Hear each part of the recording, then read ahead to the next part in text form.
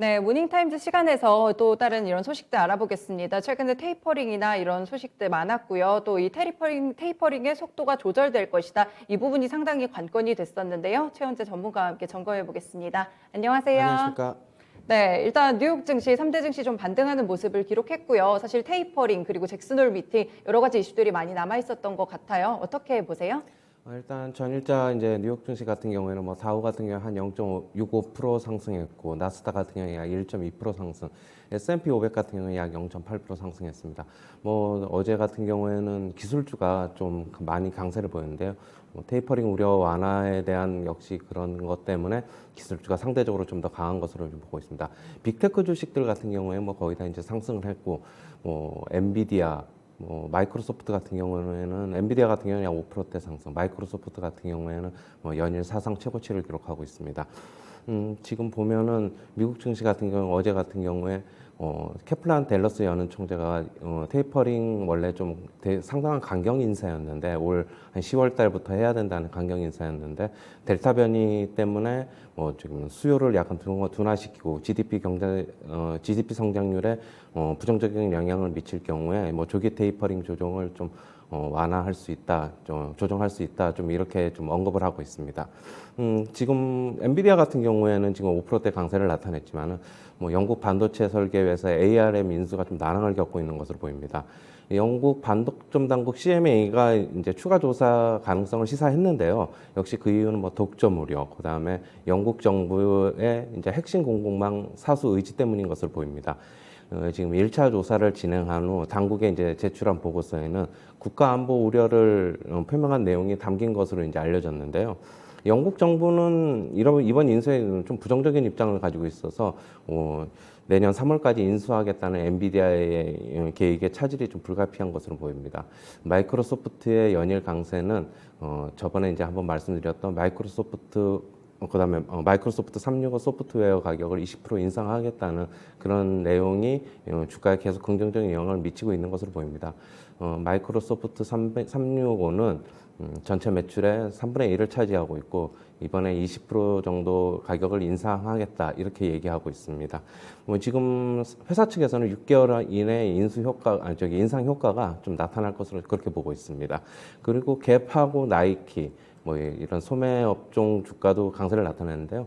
갭 같은 경우에 약 3%대 강세, 나이키 같은 경우는 한 1.2%대 강세를 나타냈습니다. 네, 전반적으로 일단 뉴욕 증시 싹 들여다봤을 때 아무래도 테이퍼링 이 이슈가 좀 상당히 강했던 것 같거든요. 이 테이퍼링이 이제 속도 조절이 조금 된다는 말이 나오고 있는데 국내 증시에는 어떤 영향을 미칠까요? 국내 증시에도 제가 봤을 때는 뭐 나쁘지 않은 영향을 미칠 것으로 보이는데 일단은 이런 코멘트가 나오면은 외국인들이 뭐 어느 정도 어떻게 반응할까 좀 그걸 봐야 되겠는데 뭐 제가 봤을 때는 오늘 반등이 나오지 않을까 좀 그렇게 보고 있습니다.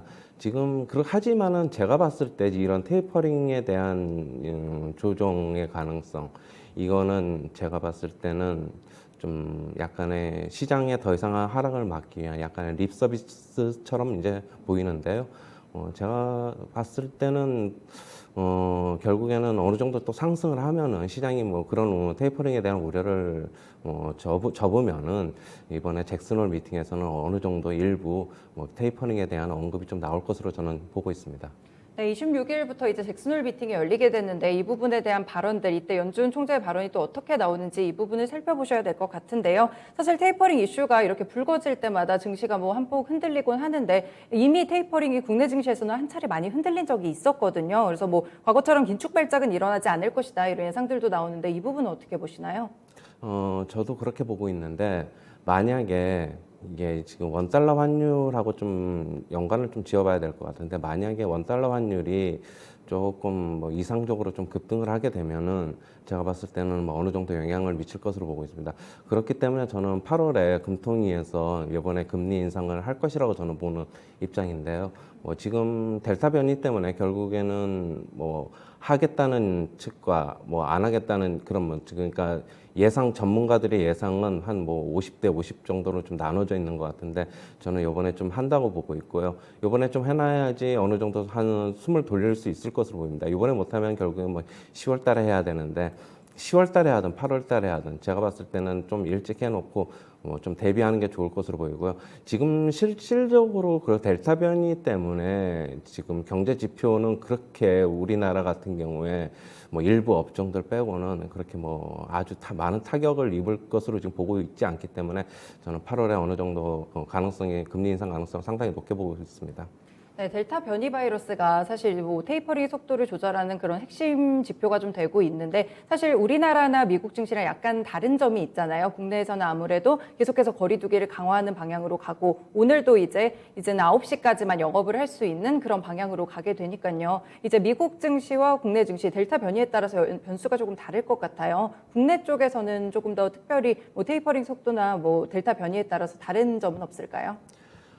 지금 우리나라가 이제 다른 나라들처럼 뭐 접종률이 좀 더 올라가면은 결국에는 코로나 뭐 델타 변이 코로나 이런 확산에도 불구하고 어느 정도 위드 코로나 식으로 같이 이제 뭐 함께 어느 정도 뭐 치명률만 좀 없으면은 갈 것으로 예상이 되고 있는데 그러기 위해서는 백신 접종률이 좀 더 올라가야 되고 제가 봤을 때는 우리나라 백신 접종률은 올 연말까지 어느 정도 뭐 상당 부분 올라가지 않으면은 위드 코로나는 좀 힘들지 않을까 저는 그렇게 보고 있고요. 빠르면은 연말에 어느 정도 백신 접종률이 올라가면은 뭐 연말이나 아니면 내년 초서부터는 위드 코로나 되면은 우리나라도 어느 정도는 뭐 타격은 그렇게 적을 것으로 저는 보고 있습니다. 네, 어느 정도 우리나라에서도 이제 거리두기 강화가 아닌 위드 코로나 방침으로 가느냐, 이 부분이 언제 또 조절이 되느냐, 이 부분이 좀 중요할 것 같습니다. 저희 또 개별 이슈들 보면 엔비디아가 5%나 올랐더라고요. 네. 이제 사실 말씀 주신 대로 이슈가 그렇게 좋지는 않았어요. 영국의 이제 경쟁 당국 쪽에서 엔비디아가 ARM 이제 인수하는 거에 대해서 상당히 부정적인 평가를 내놨는데 이렇게 부정적인 이슈에도 불구하고 오른 이유가 뭔가요? 지금 일단은 뭐 차트 잠깐 보시면은요. 차트 나오네. 제가 봤을 때는 뭐 미국 시장은 제가 저번에도 이제 뭐 계속 말씀을 드리는데 어느 정도 기술적 지표에 좀 충실한 시장입니다. 지금 박스권 하단에 와 있었고 그다음에 엔비디아 같은 경우에는 3분기에도 컨퍼런스 콜에서 2분기 실적 발표하면서 3분기 매출 전망도 시장 예상치를 넘을 것이라는 전망을 했기 때문에 제가 봤을 때는 그 3분기에 대한 우려도 결국에는 좀 불식시키면서 강세를 나타내고 있는 것으로 보입니다. 지금 엔비디아 주가를 보면은 지금 얼마 전에 사상 최고치를 이번엔 또 이제 바로 목전에 두고 있는데요. 좋은 실적, 여전히 좋은 실적 나오고 있고 앞으로 전망도 괜찮고 그렇기 때문에 엔비디아는 조금 더 상승하고 다시 한번 또 하락하면은 또 다시 한번 저가 매수 찬스를 또 제공하지 않을까 좀 그렇게 보고 있습니다.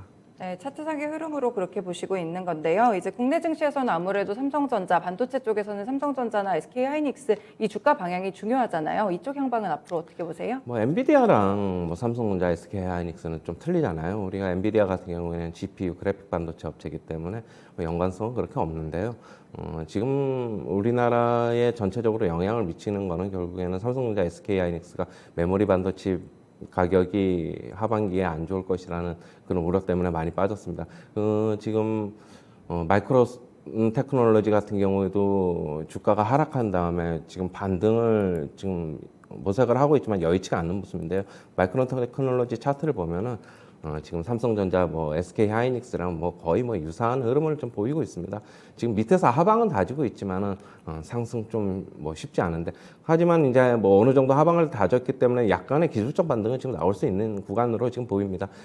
지금 전일자 필라델피아 반도체 지수 같은 경우에도 반등을 좀 했고 지금 제가 봤을 때는 그런데 지금 PC 제조업체에서 공급 재고량이 너무 많아가지고 그거에 대한 우려로 지금 삼성전자, SK하이닉스가 좀 많이 빠졌는데 PC 매출이 메모리 반도체에서 차지하는 비중이 약 15%도 안 되기 때문에 결국엔 서버 이쪽이 더 많기 때문에 제가 저번에도 한번 말씀드렸는데 하반기에는 서버 수요가 살아날 것이라는 기대감이 있기 때문에 저는 그 기대감 가지고 일정 부분 주가는 상승도 할 수 있다고 보는 입장입니다.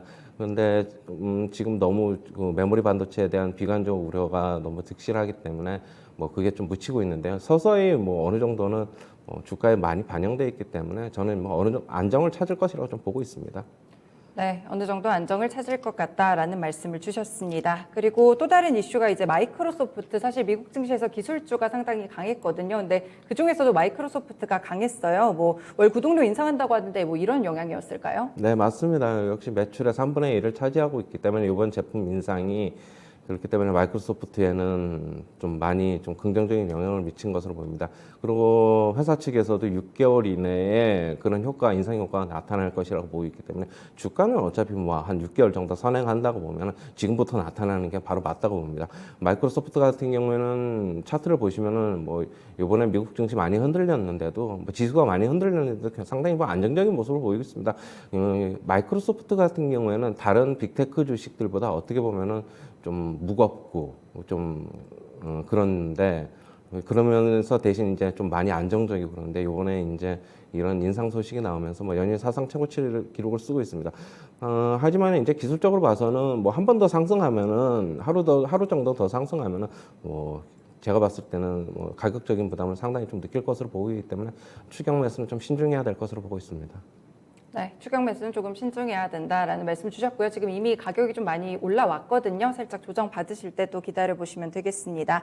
그리고 또 소비재 쪽, 갭이나 나이키 같은 쪽도 주가가 상당히 강했어요. 이쪽은 어떤 이유일까요? 결국에는 제가 봤을 때는 델타 변이 미국 같은 경우는 델타 변이가 확산되더라도 그렇게 뭐 소비 업종이나 이런 쪽에 많이 지표상으로는 영향을 좀 덜 받는 것으로 지표가 좀 나오고 있기 때문에 이 갭이나 나이키 그동안에 좀 주가가 좀 많이 좀 부진했거든요. 그렇기 때문에 뭐 역시 제가 봤을 때는 그냥 기술적 반등으로 지금 보고 있습니다.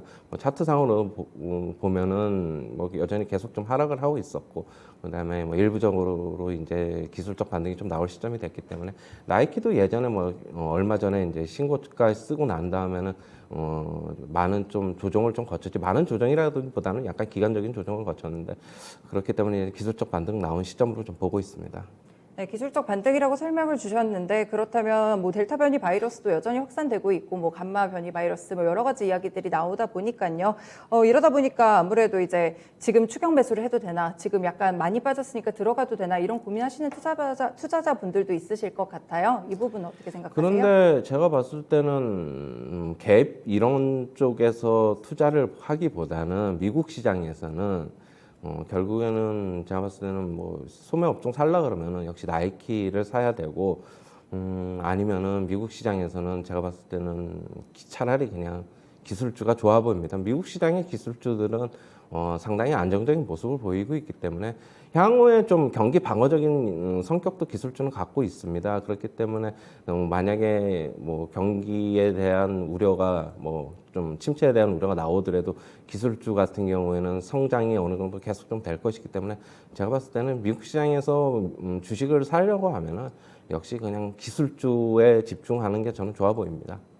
네, 소비재보다는 그래도 여전히 강한 기술주 위주의 추천을 주셨습니다. 그리고 저희 마지막으로 테슬라 AI 데이가 사실 지난주 금요일에 있었는데 이제 시장 반영이 많이 안 돼가지고 이 부분 좀 더 체크를 해볼게요. 이제 테슬라 쪽에서 로봇을 공개한다고 밝혔잖아요. 이 로봇 시장 진출 어떤 의미를 가지고 국내 시장에는 어떤 영향을 미칠까요? 국내 시장에서는 제가 봤을 때는 요번에 테슬라 쪽에서 이런 AI 데이를 했을 때 좀 제가 좀 많이 기대를 했던 거는 완전 자율주행에 대한 어떤 언급이 좀 많이 나오지 않을까, 뭐 향후에 상용화가 언제쯤 될 것이고 그런 걸 기대했는데 이런 로봇 쪽으로 나오는 바람에 우리나라 이제 그런 완전 자율주행 관련 주식들도 자율주행 관련 주식들도 좀 주가가 많이 맥을 못 쳤는데요.